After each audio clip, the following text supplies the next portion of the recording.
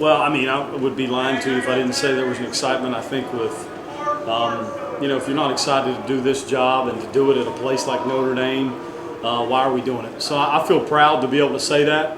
And then it's certainly humbling, I guess, at my age now, and knowing this isn't about me. It really isn't. We have great staff, we have great players, and this is a hell of a place to be coaching. So I'm going to enjoy it, try my best to enjoy the ride. I'm very grateful to be here and certainly proud of where we are as an offense, and look forward to watch our guys get a chance to play because they work an awful lot year-round to get a chance just at 12 days. So I'm anxious for them more than anything. How nerve-wracking was the second half of last year's game for the offense, and how do you guys make sure that doesn't happen again? Well, good. That's a good question. Things got a little dark there in the second half, right? They did a great job. Hats off to their staff, and they'll be the same wired-up outfit this year.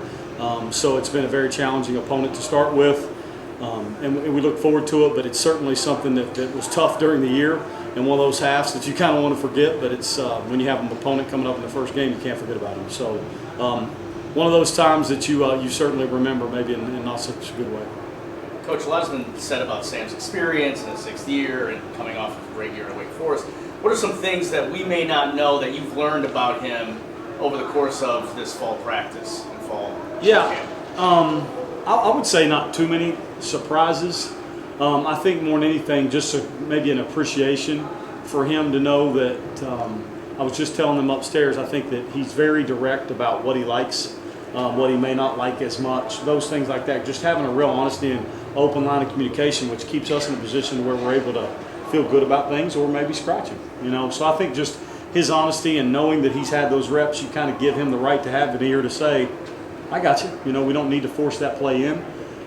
Things like that, I think his maturity in that. And then again, I think he's a proven guy in this system, just like coaches after you do it a while, to where the biggest piece probably surviving when it doesn't go your way, is when it's tough. And I think he's done a really good job being able to handle some adversity. And heck, we're going to have it this year, So being able to handle that, stare it right back in the face, and move forward is the key. Yes. How about with the tight ends group? Obviously, that's your position group. Don't have Michael anymore. How has that group developed, and what do you expect from them to be able to provide for your offense this year? Yeah, we expect them to be a vital role as in all positions, but proud of that group. Those guys are well led, and certainly just happy with how they progressed this entire offseason, and fall camp they've done the same. So expect them to play at the standard that's been set long before I got here at the tight end position. Time for one more. What allowed Rocco to kind of win that right guard spot? With anything, ours are all, there's plenty of things that go into it, but the biggest thing is it's performance based, right? He's owned that position with physicality and certainly knowledge and knowing what to do. And when you do that, you've earned the right to be on the field, and that's what Rocco's done along with all of our other guys. Just the same standard, and he's owned that.